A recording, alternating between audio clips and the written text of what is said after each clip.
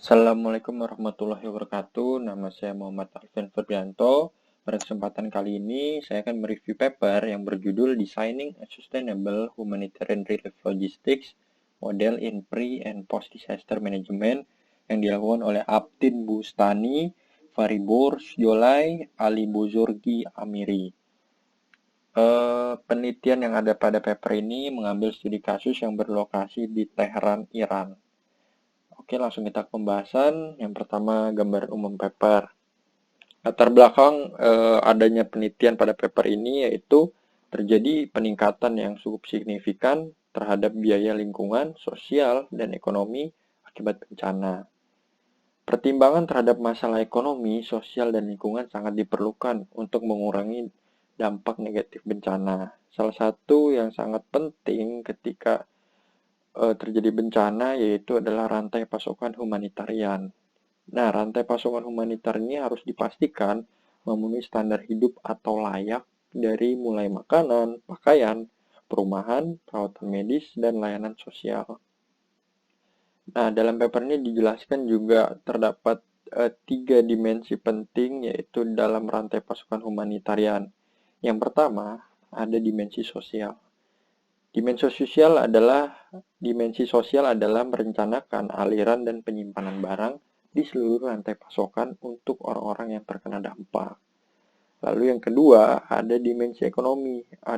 Dimensi ekonomi adalah menggunakan sumber daya dengan atau dalam cara yang efisien. Jadi, ketika bencana, sumber daya harus sangat dipergunakan dengan baik sehingga korban mendapatkan bantuan yang maksimal.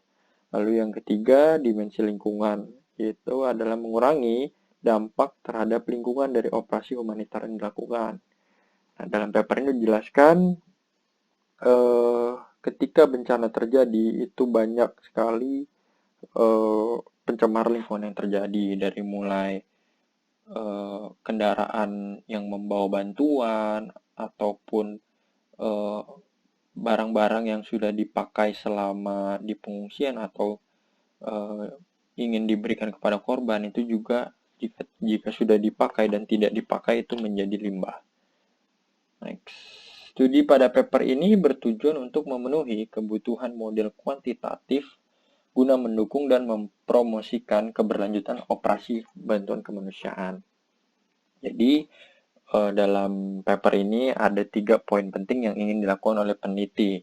Yang pertama yaitu merancang model jaringan logistik bantuan kemanusiaan dengan mempertimbangkan semua dimensi. Dimensi ini yang sudah saya sebutkan sebelumnya dan juga termasuk preposisi pusat distribusi bantuan RDC atau Relief Distribution Center dalam tahap persiapan. Lalu yang kedua menentukan jumlah optimal barang yang ditebar di setiap RDC, lalu menentukan pemesanan optimal barang bantuan dari pemasok dalam tahap persiapan dan tanggap. Yang ketiga, distribusi barang bantuan yang dibutuhkan secara adil dan optimal di antara masyarakat yang terkena dampak pada tahap pasca bencana. Selanjutnya metodologi pada paper, yang pertama itu ada teknik pengumpulan data. Nah, pada paper ini peneliti melakukan studi pustaka pada penelitian sebelumnya. Penelitian sebelumnya yang berkaitan dengan Sustainable Humanitarian Supply Chain, lokasi alokasi, dan multi-objective humanitarian logistic model.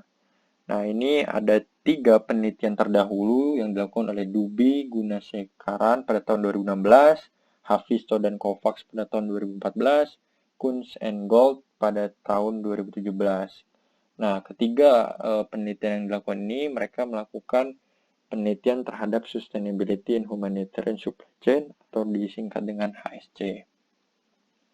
Lalu metodologi yang kedua itu peneliti dalam menyelesaikan permasalahan yang ada di paper menggunakan yang namanya Multi-Objective Mixed Integer Stochastic Programming atau juga biasa disebut dengan MILP. Nah, dari MILP ini terdapat 3 fungsi tujuan, yaitu fungsi tujuan yang pertama itu minimasi total biaya logistik yang dikeluarkan. Lalu yang kedua, maksimasi batas minimum tingkat kepuasan korban bencana dalam menerima bantuan. Lalu yang ketiga itu minimasi efek negatif terhadap lingkungan yang dihasilkan. Jenis metodologi pada paper ini adalah data gathering, di mana dalam paper dijelaskan bahwa peneliti menganalisis kondisi existing, lalu juga melakukan studi pustaka. Tipe data dan informasi yang ada pada paper, primary information, penulis juga mendapatkan datanya secara langsung. Lalu penelitian ini juga berbentuk quantitative research karena peneliti membuat model untuk menyelesaikan masalah. Nah, gambar ini merupakan rancangan utama peneliti untuk menggambarkan situasi atau kondisi dalam menyelesaikan permasalahannya. Nah, jadi dalam paper ini peneliti menyelesaikan 2 studi kasus secara berlangsung. Nah, yang pertama, ini yang di sebelah kiri ini studi kasus di mana penelitian masalah fokus ke ada yang namanya distrik 6. Penelitian hanya atau permasalahan hanya di sekitar situ.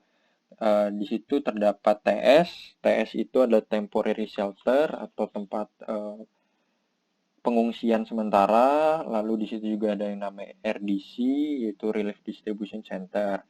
Lalu peneliti juga meneliti ke yang lebih besar lagi, studi kasus yang kedua di mana mengambil seluruh wilayah di Tehran, di Iran, jadi tidak hanya terfokus pada distrik 6 saja. Hasil dan kesimpulan, jadi dengan metode MILP tadi, peneliti memperkecil lagi untuk menyelesaikan masalah berdasarkan fungsi tujuan yang ada. Jadi peneliti menggunakan 2 metode, yang pertama LOM atau kepanjangannya Lexicographic Optimization Method, dan yang kedua adalah Compromise Programming. Nah, dapat dilihat sebelah kiri gambar yang paling atas itu ada tabel 4, minimum satisfaction rates among all demand points in 4 scenario for the second case study. Jadi di sini LOM menghasilkan nilai yang lebih baik untuk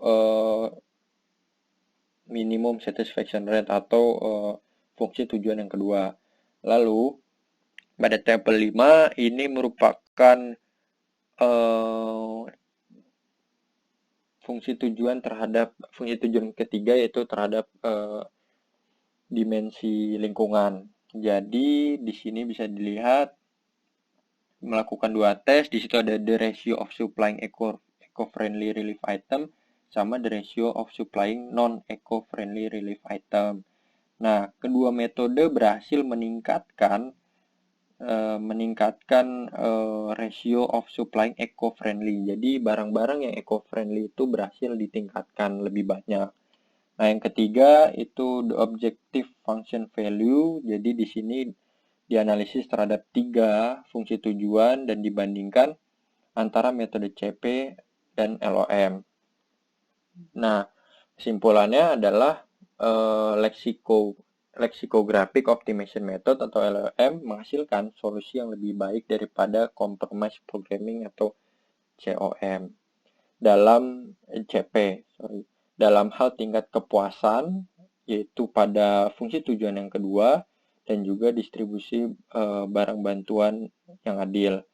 Nah, model baru ini mampu menghasilkan survei dan memodelkan pendekatan keberlanjutan dan ketidakpastian kondisi bantuan bencana untuk mendukung rencana yang lebih efisien dan efektif. Nah, LOM dan CP sama-sama menghasilkan kinerja yang baik dari segi kualitas dan waktu komputasi. Namun, dari kedua metode ini akan digunakan satu metode, yaitu adalah LOM, karena LOM metode yang lebih baik setelah dilakukan perbandingan dengan CP. Sekian review paper dari saya, kurang lebih mohon maaf. Wassalamualaikum warahmatullahi wabarakatuh.